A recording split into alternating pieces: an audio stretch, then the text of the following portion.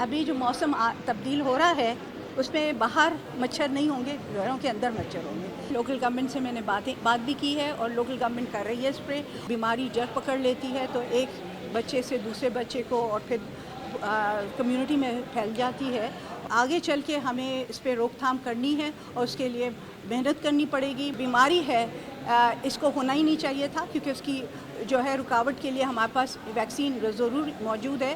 खन्नास की बीमारी जो है ये मौसम होता है, इसमें आती है। एक आध केसेस आते हैं, इस दफ़ा कुछ ज़्यादा केसेस आ गए, 160 के करीब, उससे थोड़े ज़्यादा हैं केसेस। और मैं समझती हूँ ये जो है हमारी कोताही है EPI की, कि उन्होंने शायद अपनी कवरेज में बेहतरी नहीं लाई है, और उस पर मैं काम कर रही हूँ।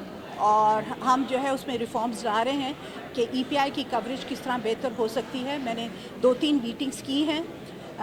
हमारे जो EPI है, हमारा जो प्रोग्राम है इम्यूनाइजेशन का, उनके लोगों के साथ मैंने 2-3 मीटिंग्स की हैं इसी सिलसिले में कि हमारी कवरेज बेहतर होनी चाहिए।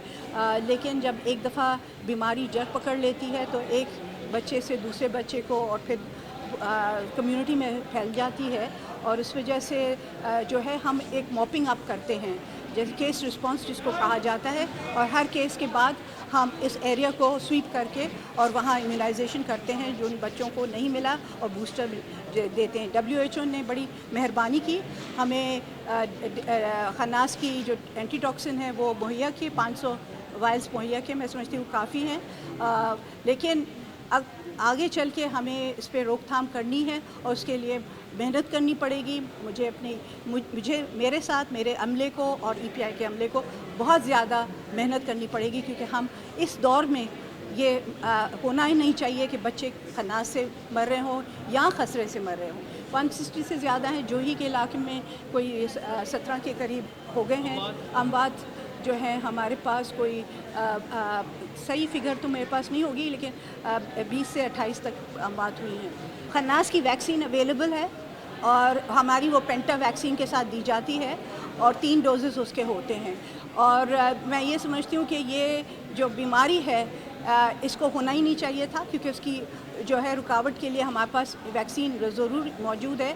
कुछ बच्चे ऐसे भी होते हैं जो जिनमें वालिदैन जो है वो वैक्सीन नहीं लगवाना चाहते अपने बच्चों को, तो वो उनके ऊपर भी काम होता है, रिफ्यूज़ल्स के ऊपर भी काम होता है। पोलियो का जो आपने कहा, वो पोलियो हमारा EOC काम करता है, हाँ ज़रूर इस दफ़ा, लेकिन पूरे पाकिस्तान में ये जो है पोलियो, जब तक अफ़गानिस्तान और पाकिस्तान दोनों में यकमुश्त ये ख़त्म नहीं होता पोलियो, तो एक खित्ते में ख़त्म होना नामुमकिन है, क्योंकि एक सूबे में ख़त्म होना नामुमकिन है।